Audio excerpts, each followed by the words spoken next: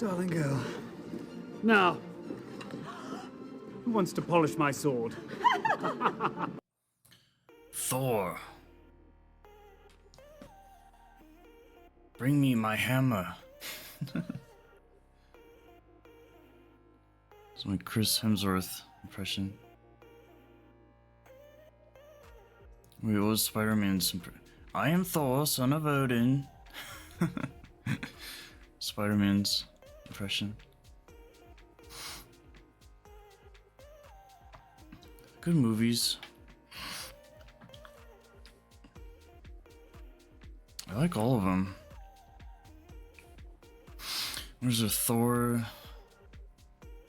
Dark World, Ragnarok, Love and Thunder, then all the Avengers stuff. Not bad. My favorite one's definitely Ragnarok. It's so funny. You got Jeff Goldblum. Love and Thunder was weird. It was like, definitely think it was the least liked of the bunch, unfortunately.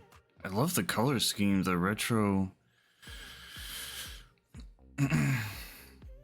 Far Cry, Blood Dragon, synthwave colors, 80s. And then Ragnarok kind of had something similar with the colorful color palette scheme. Yeah, Love and Thunder, I don't know, it just got weird. With Natalie. It was still good because it's still Thor, but I don't know. It's almost like it was trying to one-up Ragnarok or something. But yeah, it started out so serious and original with Thor, and then started to get a little darker with Dark World, obviously. And Ragnarok, it was like, alright, let's lean away from that a bit. Get more comedy relief and funny humor. And then, yeah, Love and Thunder just went in some other direction. I don't know. I've definitely seen Ragnarok the most. I think because I also had a DVD of it, so there's that, but... And there was a time where I just didn't have, like, any services or nothing. I just was watching DVDs over and over. It wasn't even that long ago either. But it's just so good because it really fed that kind of anime thing to me. It's like, hey, we're in this like kind of lost, forgotten world, parallel universe, alternate dimension, something lost in space-time. And it really rolled with kind of this. It kind of reminded me of like Star Wars or especially Attack of the Clones. It was like the whole thing, the fight. I don't know, it's just everything that was good. There's a Coliseum, there's like the bounty hunters. Reminded me of like Gun Gale Online, Sword Art Online, GGO. It reminded me of a lot of different Star Wars elements, obviously, and even just like the outfits and the costumes, and I don't know, it was just fun. It was good. It was a good ride. It was entertaining. It was... I think that's where Thor shines the best is... It's not when he's swinging his hammer and flying and thunder and this and that. It's when he's just funny. Like, that's the strong suit.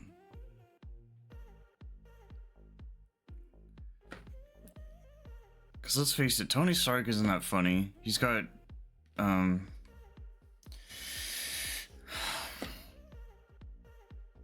what was his assistant's name? That dude. I keep forgetting his name too, and his name constantly pops up. I did get all the Marvel names mixed up. The producers and directors and blah blah blah. Happy, that's his name. Happy was funny, but he's like the side guy. He was like the Kind of like in Spider-Man, the more funnier one was probably, well, I think it was meant to be his friend, the big dude, but even as straight-faced and normal and standard as Tom Holland is, I thought he was plenty funny. Usually the main characters are supposed to be the funny ones. That's the thing, is Tobey Maguire's Spider-Man, he's funny in there. Like, they're the main cast, they're the stars, they're the ones that have most of the screen time, and they want to carry you through, but not have every single thing be like so serious. It's funny because Chris is like this baby blue-eyed beauty, stallion, strong, handsome, all these things, but it's like, dude, he's just funny to me. Like, I don't care about all that other stuff. When he tries, the thing is, when he's trying to be Thor, he's just like, oh, I'm charismatic, I'm, you know, charming, I'm strength, and look at me, and self-centered, and show off, gallivanting, showboating.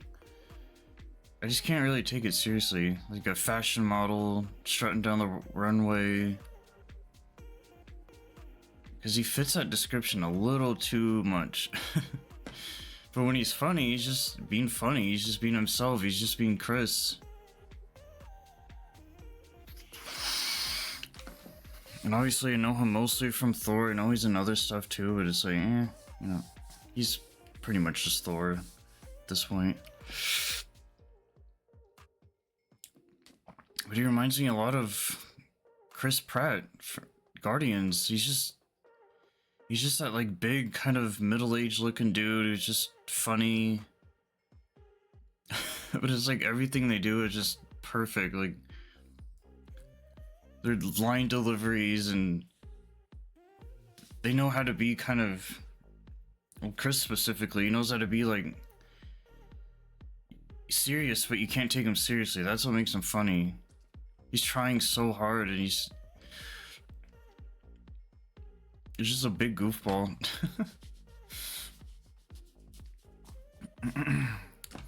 But he does well to, like, even Tom Hiddleston, Loki, like, he's not even funny. He's just trying. He's like, oh, look at me smile, you know, I'm Tom, British, I got my horns. But it really works though, because, you know, these are two spoiled brats who got, going back to Thor specifically, he freaking, you know, Odin's son, trying to live up to his expectations, follow in his dad's footsteps, be the ruler of Asgard.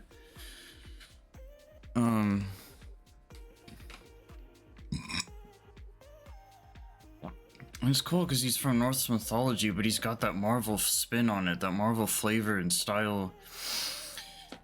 Because Thor's, I mean, he's like a Viking. He has like nothing to do with superheroes at all, but the fact that they found a way to put him in at all is just a miracle.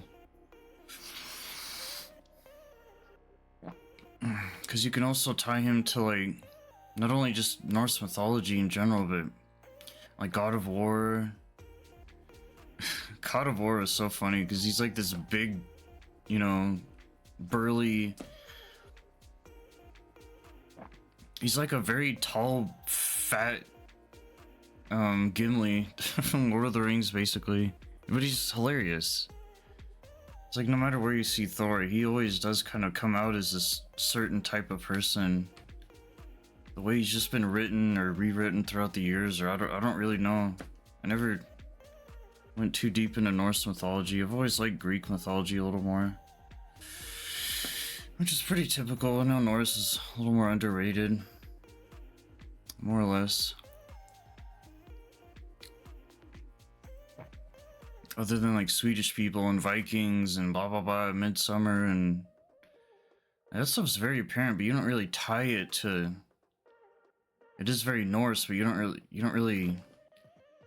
It doesn't all process the same. Assassin's Creed Valhalla, Norse stuff. There's a Viking and For Honor, video games. But it's definitely not like super common either. I guess there's a Hellblade Senua or something that's also Norse-ish or something. When I think of Norse stuff, I think of Pokemon the movie. When Jesse and James are in the boat, it's raining and they're like went undercover to take the kids to the like Farfiknugan. We take you to a new island, yeah. It's just so funny that accent. Yeah,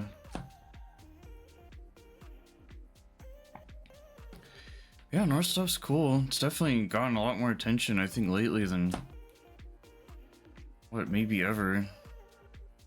Like I'd say it's even more popular than like Greek stuff right now. What Greek stuff has been around? Well, 300,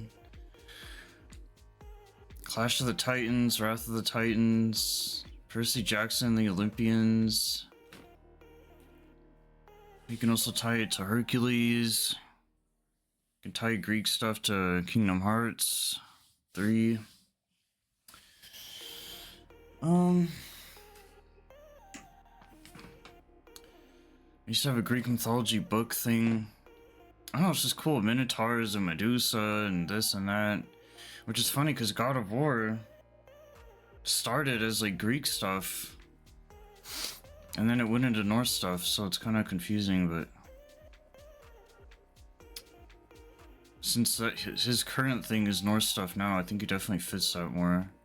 But these are the things that I think about when I think of Thor, is like, what can I tie it to and what's related out there and the different types of mediums and what other media can I compare it to, and it's just interesting because you got Thor and then you got Kratos, who's also very serious, high-strung, chip on his shoulder. But he can still be funny too, like when it counts, and once in a while, and here and there. But yeah, Thor is like, he's just a man-child. You know, he's very, especially when you're introducing him to Earth, and he's like, you know, trying to like figure out what things are, and his manners, the way he speaks, is so formal, but like royalty. It's just so funny when you have the two worlds collide, when he's kind of like, and that stuff always works, by the way. Anytime you like, oh, I'm an alien, or I'm from a different time, or oh, this is so weird, and it's that curiosity. It's like they're still like a baby, immature, and they're just trying to figure out the world and what's what and what's around you and who's who. And I just think he does that well because he's such a ditz. It's kind of like Wonder Woman. She kind of did a similar thing. She's like, what is this strange land? And this, it's so funny. They could grab like a cup or something and be like, what is this? This, I don't know. But obviously he started to adjust to it. There's one time Thor got fat.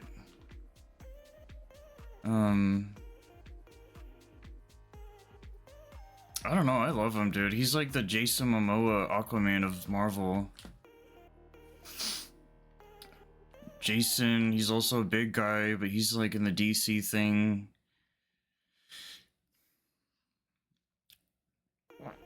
You know, once again, kind of two worlds thing. Got Atlantis and then the surface world, and then the, what'd you call it? Under the surface? Underworld? That doesn't sound right.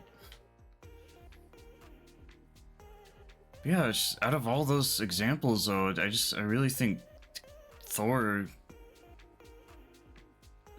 he really stands out. He's got that star power, and he really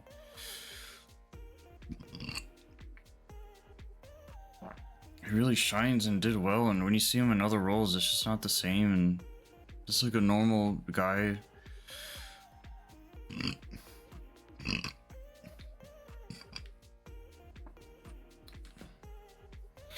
But it's weird, there's a time where I feel like he came out of nowhere too, like, but yet he was in the same echelon as like Johnny Depp and Brad Pitt, like he's kind of like big dudes.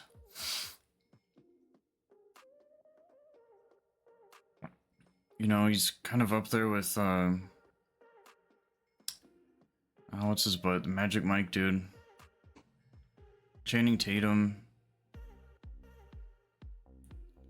But he's so likable too. I know it's just his character, and you know, he's just playing a role, but I don't know much about Chris in real life. I know sometimes these things can carry over to their actual selves, but or you'll see like interviews and stuff, and he's just a pretty normal dude, but that's what makes him great, is like that's what makes normal people very good for acting, is like they're blank slates or blank pages, dude, and they could be anybody and do anything. And but he doesn't stand out too much. He's not too distinctive. He's not too special or interesting in some kind of one way or another. But that's what's great, is when you take someone like him, being someone like Thor, this kind of bigger than life character. You know, he's just like the go-to guy. He's the guy that makes you feel safe. He's the guy that you can depend on and is a good friend and help you out and rescue you. And I mean, he's a superhero, so that's his job, but he's not just a superhero though, he's a fucking god, so it's kind of, it's interesting. You know, you can definitely put him up there with some of the most powerful superheroes. Miss Marvel, or yeah, Captain Marvel, whatever the hell. Whatever else is kind of at that same, like, god tier level. I guess whatever you could compare it to DC, which, to be fair, not a lot really comes to mind. Other than Wonder Woman. But yeah, it's just a good watch. All the movies, and I wouldn't mind trying to watch Love and Thunder again. I think I only saw it the one time. Maybe I try to rewatch it, but it's just passive, like in the background. I don't know. But it's definitely not one I'd be like as anxious to rewatch as the others, for sure. And it does kind of land in like that fourth movie territory, so obviously it's not going to be nearly as strong suited as the first three, but you wouldn't really call it like a trilogy, but like a, it's not like, you know, episode 1, 2, 3, chapter 1, 2, 3. It's just kind of different sections of his time, whatever the hell he's doing.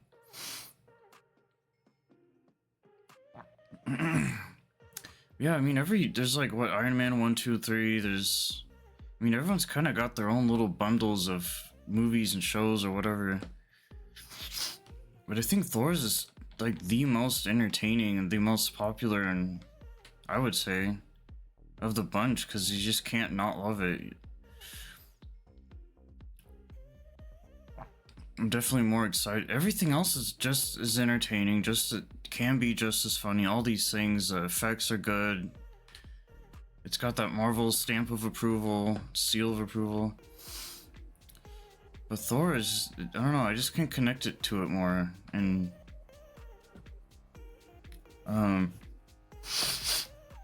believe it more because it's so unbelievable, because it's not just like an earthly bound type of thing, or Tony being rich, which you could just compare to Batman being rich, and he's really in his like own thing. So you got so many things going on. Like, he's like the most normal guy, but he's not normal in a good way. He's not from here, but he soon adapted and lived amongst everyone, and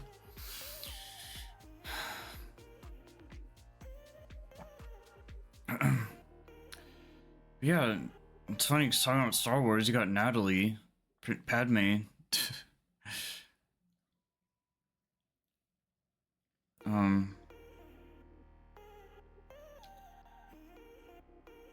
But the one I'd say was the most Star Warsy was Ragnarok, and yeah, I don't think Natalie was in that one at all. which is kind of nice. You know, they really established Thor and they gave him some bad guys and, you know, this whole family drama thing, blah blah blah.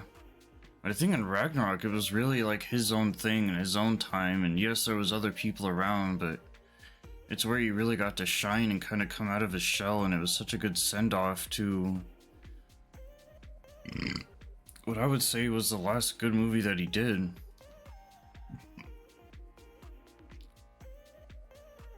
And then I think with Love and Thunder, they're just like, hey, let's roll with it and run with it, and you know, Thor makes the money, so just like, I guess that's one way to do it.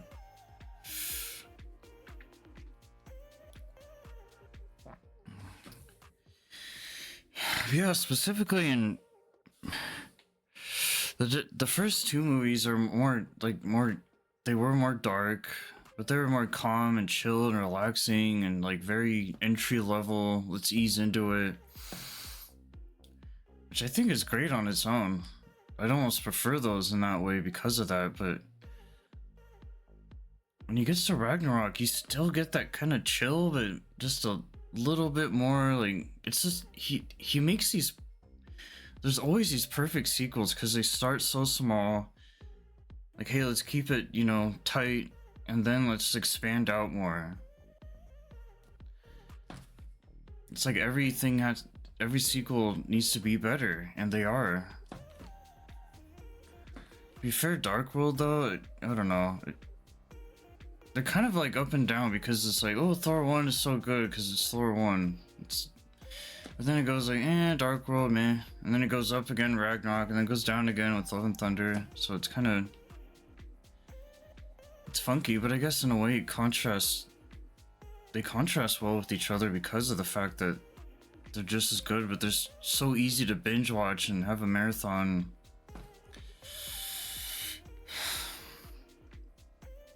Like, if I had a superhero marathon right now, I'd just probably start with Thor and then do everything else. Or save him for last, whatever. Or if you really wanted to, stick him in the middle and you can weigh out the other options.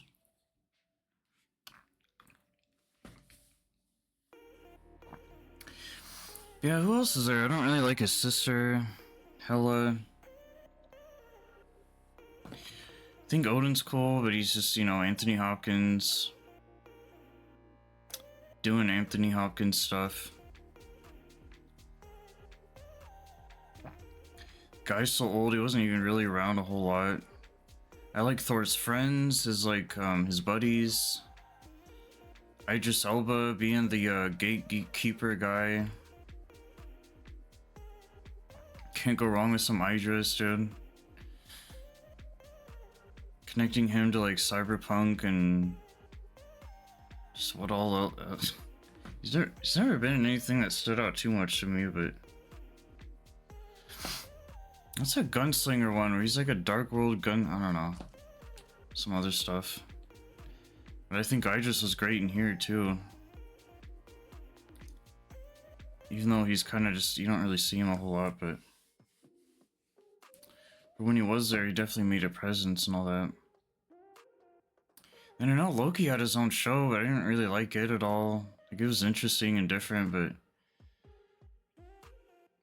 Loki's just kind of a bad dude. I know he's like Lord of Mischief. He's just like a big annoying leprechaun.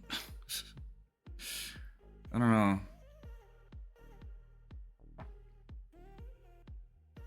Like, he tries to be funny too, like Thor, but he's just not. I think he can be funny. Well, it's a little too childlike when he's like fighting with Thor. They're just having little, you know, bitch fights all the time and sibling arguments, and but that's where Thor kind of comes out too. Is like, that's where a lot of that came from. Was kind of just having little arguments and quaffles. Whatever word I'm thinking of with his brother. It's Loki that makes Thor look good, like, every single time, because he's like, oh, I'm the good guy, I'm better, I'm stronger, faster, smarter, cooler, all these things. Poor Loki. I'm glad he got his own thing, because Loki can be a good guy, but he's just troubled and mischief, and he's got issues. Yeah, there's so much you can tie to it. It's not just Thor himself. Like, there's so much other good supporting foundation blocks to build up his thing. He's a very good team leader. It took a while to get into that. He's, you know, he's like Simba, dude. He's like meant to follow in his father's footsteps and be king, and he's definitely got the qualities. It just took a while, but he found himself. And what's nice is that even on top of everything he's done, he's just a good guy. And I think out of all these movies, you can't really ask for anything more. You just that feel good, you know, makes people feel good about themselves, inspiring. I don't really get into all that, but motivated.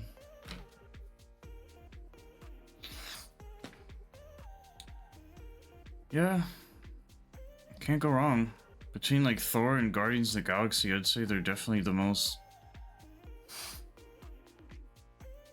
Like Iron Man, there's some, like every Marvel, it's kind of just a written rule at this point where there's got to be some comedy in there somewhere. That's just how it is, being a family movie thing. But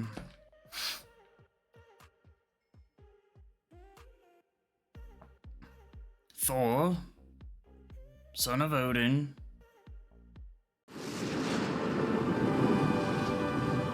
Whoever wields this hammer,